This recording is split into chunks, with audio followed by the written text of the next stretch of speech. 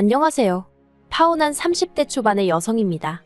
이혼보다는 파혼이 낫다는 말은 귀에 딱지가 않도록 들었지만 그럼에도 불구하고 지금의 이 착잡한 마음은 어떻게 설명할 길이 없네요. 결혼을 준비하면서 많은 예비부부들이 다툰다는 이야기를 들었고 저 또한 그 정도는 예상하고 있었거든요. 심지어 연애 중에는 남자친구와 크게 다퉈본 적이 없음에도 말이지요. 그런데 저희는 그냥 다툼이 아니라 파혼으로 끝이 나고 말았습니다. 남자친구 말로는 제가 너무 이기적이고 계산적이라서 이렇게 된 거라며 이 모든 상황이 저 때문이래요. 그리고 남자친구의 어머님도 저 때문에 당신 아들이 인생 낭비를 했다며 저를 고소하겠다는 말도 안 되는 엄포를 놓고 계십니다. 솔직히 남자친구나 남자친구 어머님이 하시는 말은 뭐 아무렇지도 않아요. 시쳇말로 저한테 씨알도 안 먹혔달까요? 하지만 한편으론 정말 제가 이상해서 이렇게 된 건지 황당하기는 해요. 그래서 하소연도 하고 상황을 객관적으로 한번 돌아보고자 이렇게 글을 쓰게 되었습니다. 남자친구하고는 직장 동료의 소개로 만났는데 나이도 2살 차이밖에 안 났고 알고 보니 서로 서울에서도 인근에 위치한 대학에 다녔더라고요. 그래서 첫 만남부터 대화거리가 끊이질 않았고 사귀는 1년 동안 비교적 무난하고 원만하게 만났어요. 둘 다 데이트를 하는 날이 아니면 집하고 직장 정도를 오가는 패턴이라서 서로 크게 신경 쓰이게 하는 것도 없었거든요. 그리고 무엇보다도 회사는 달랐지만 둘 다 공기업을 다니고 있다 보니 결혼 이야기가 오가는 와중에도 경제적인 부분은 크게 염려하지 않았었지요.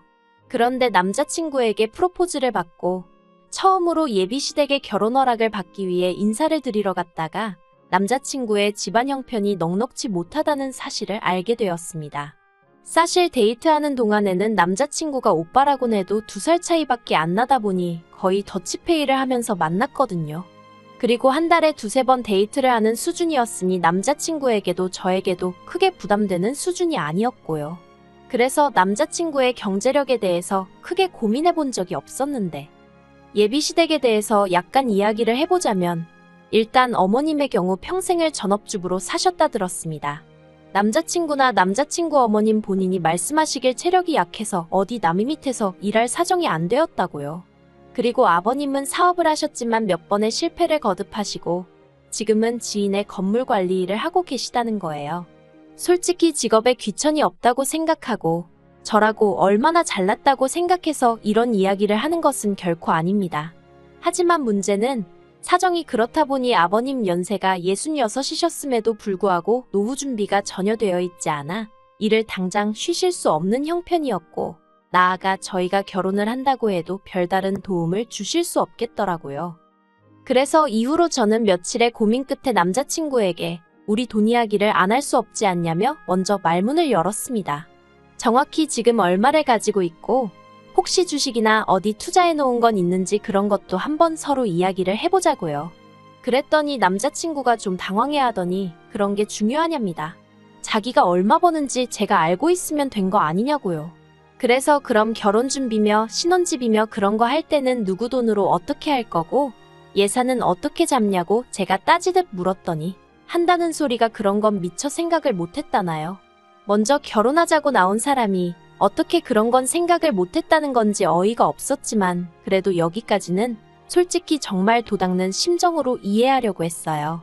남자니까, 남자라서 남자들은 원래 세세한 건 놓치는 일이 많다고 하니까 말도 안 되는 변명이지만 그래도 이해해보려고 했지요. 남자친구에게 지금 당장 현금으로 얼마를 가지고 있냐 물었습니다. 그랬더니 6천만 원을 모았다고 하대요. 그래서 주식이나 다른 건 뭐 없냐고 하니까 하나도 없답니다. 주식을 해본 적은 있지만 1,000만 원 정도 잃고 접었고 다른 건 관심이 없었다면서요.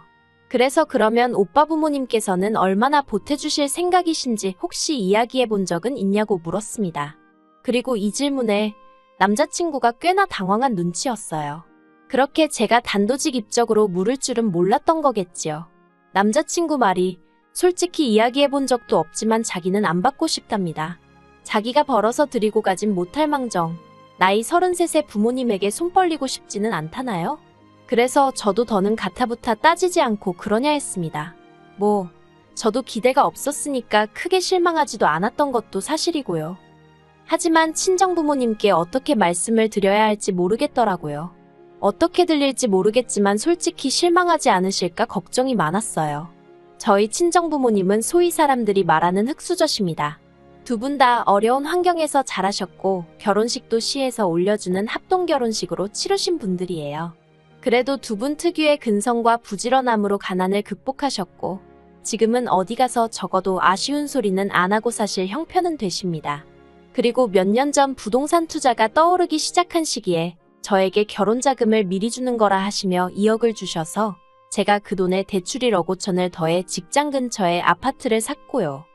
그런데 아파트를 산 이후로는 버는 족족이 대출을 갚다 보니 솔직히 당장 들고 있는 현금은 500만 원 남짓이 전부였어요. 하지만 이게 결혼할 때 문제가 될 거라곤 조금도 생각지 않았던 게 아무리 대출이 끼어 있다고 해도 제가 집을 해가는 거잖아요.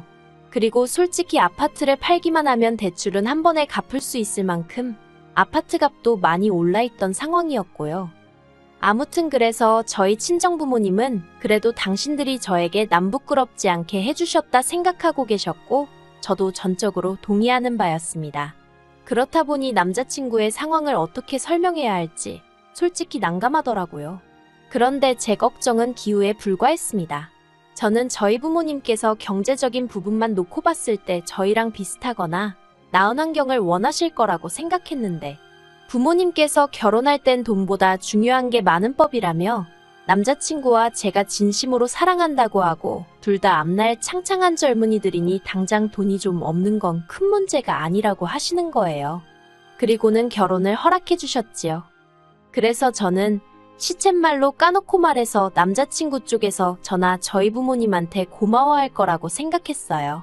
생색내자고 유세 부리자고 하는 소리가 아니라 솔직히 아무리 세상이 바뀌었다고 해도 여자 쪽에서 7억이 넘는 아파트를 해가는데 남자 쪽에서 6천만 들고 오는 게 흔한 일은 아니잖아요. 그렇다고 저희 부모님이 남자친구 쪽에다 이거 해와라 저거 해와라 하신 것도 아니고요.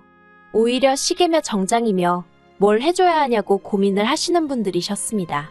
그런데 세상살이가 다 제 마음 같지 않다더니 남자친구 쪽에서 나온 이야기는 정말 예상 밖이었어요. 양가에서 결혼 허락을 받고 조금씩 결혼 준비를 해나가는 중이었는데 하루는 남자친구가 집에 관해서 할 이야기가 있다고 하더라고요. 그리고 저로서는 무슨 이야기를 하려고 그러는 건지 짐작도 되지 않은 상황이었어요. 그런데 남자친구가 자기 6천만 원 이야기를 꺼냈습니다. 아무래도 제 아파트의 대출이 1억 정도 남아있긴 했지만 남자친구가 모았다는 6천만 원으로 대출을 갚아버리면 저희가 결혼식을 비롯해 신혼여행도 그렇고 혼수도 그렇고 그런 걸 지불할 형편이 되질 않았기 때문에 대출은 대출대로 두고 일단 남자친구가 모은 돈으로 결혼식을 비롯한 여러 가지를 치르자고 한 상황이었거든요. 그리고 돈이 남으면 그 돈으로 차를 한 대 살까 그 정도 이야기만 오가는 중이었달까요. 그런데 남자친구 어머님께서 남자친구더러 그렇게 하지 말고 그 6천만 원을 저를 주고 대신 제 아파트 명의를 공동명의로 바꾸라고 하셨답니다. 아직 집에 대출이 1억이나 남아있으니 엄밀히 말하자면 제가 집을 해오는 거라고 볼 수가 없다면서요. 그래서 제가 남자친구더러 어머님 말씀대로 하면 돈이라고는 내가 가진 500만 원이 전부인데 그걸로 결혼식이며 뭐며 다 어떻게 하냐고. 그리고 오빠 생각에는 그러면 7억짜리 아파트에 6천만 원을 내고 공동명의를 하라는 어머님 말씀이 맞는 것 같냐고 물었습니다. 그러자 남자친구가 우물쭈물하더니 6천을 보태고 남은 대출 4천도 같이 갚으면 되지 않냐는 거예요. 제가 어이가 없어서 그래. 오빠 말대로 남은 4천을 같이 갚는다고 쳐도 그래봤자 오빠가 쓰는 돈이 1억이 안 되는 건데 정말 어머님 말씀이 맞는 것 같냐고 다시 물었습니다. 그러자 남자친구가 저더러 그렇게 따지다 보면 뭐 10원짜리까지 따질 거냐는 말도 안 되는 소리를 하는 거예요. 그리고 이 시점에서 이미 저도 너무 황당해서 처음으로 이 결혼을 하는 게 맞나라는 생각까지 하게 되었지요. 그래도 사실 그 순간 바로 파혼하자 소리는 못했고 혹시 내가 뭘 잘못 생각한 부분이 있나 싶어서 며칠 동안 혼자 소가리를 했어요. 그런데 아무리 곰곰이 생각을 해봐도 7억짜리 집에 대출 1억이 있다고 집을 해온 게 아니라는 소리를 들을 정도인가 싶더라고요. 그리고 공동명의라니 그게 가당키나 한가 싶었고요. 그래서 고민 끝에 남자친구와 만나 공동명의는 못하겠다고 했습니다.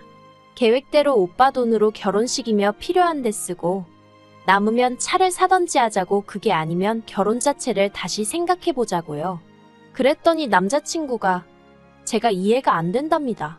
자기 돈으로 대출을 갚으면 매달 나가는 원금하고 이자가 아껴지니까 돈도 더 빨리 모을 수 있지 않냐면서 결혼식이랑 다른 돈 들어가는 건 일단 카드로 할 수 있는 건 하고 축의금도 들어오니까 그걸로 대충 해결할 수 있을 거라면서 차도 당장 필요한 게 아니니까 안 사도 되지 않냐고요.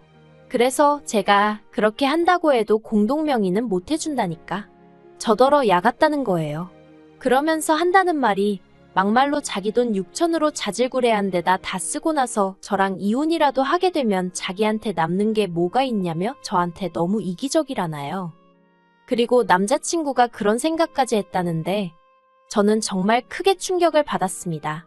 곰곰이 생각해보면 남자친구가 뭘 걱정하는지 아예 이해 못할 것은 아니었지만 그래도 결혼을 앞두고 이혼을 하게 되면 자기가 손해를 얼마나 볼지 그런 걸 따지고 있었다는 사실 자체가 소름이 끼쳤달까요.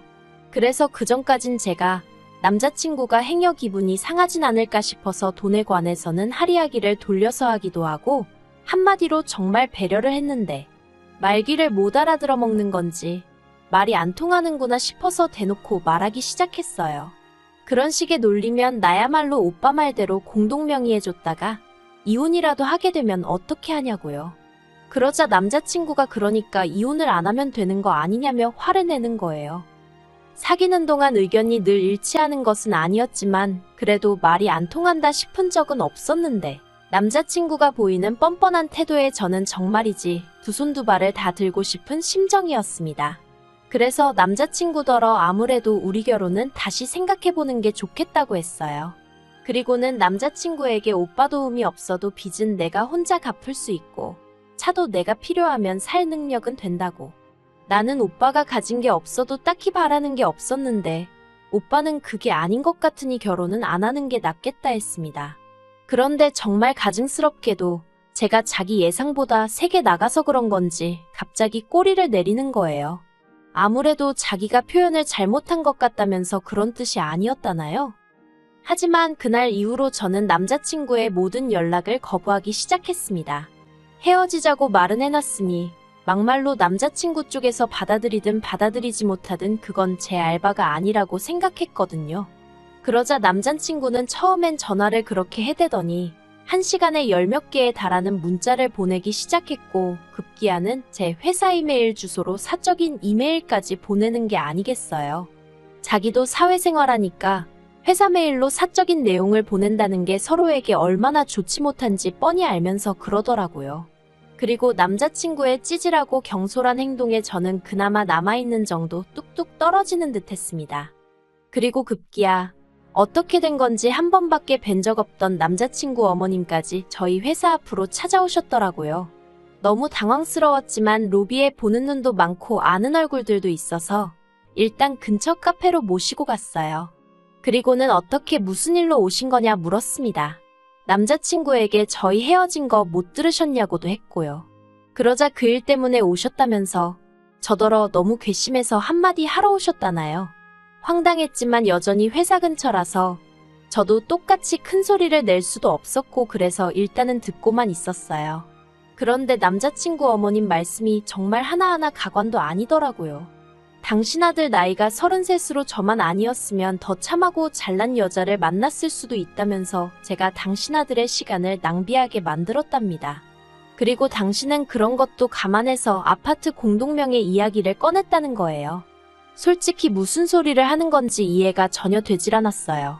저한테 사귀자고 따라다닌 것도 남자친구였고 결혼을 하자고 든 것도 남자친구였는데 뭘 제가 시간 낭비를 하게 했다는 건지 오죽할 말이 없으면 억지도 저런 억지를 쓸까 싶었달까요. 그래서 제가 지금 저더러 어쩌라는 거냐고 물었습니다. 그랬더니 그냥 결혼을 하래요. 공동명의는 안 해도 되니까 대신 대출은 저 혼자 갚고 결혼식에 들어가는 비용이며 기타 비용도 제가 부담하랍니다. 그러면 당신도 더는 말 안 하겠다나요?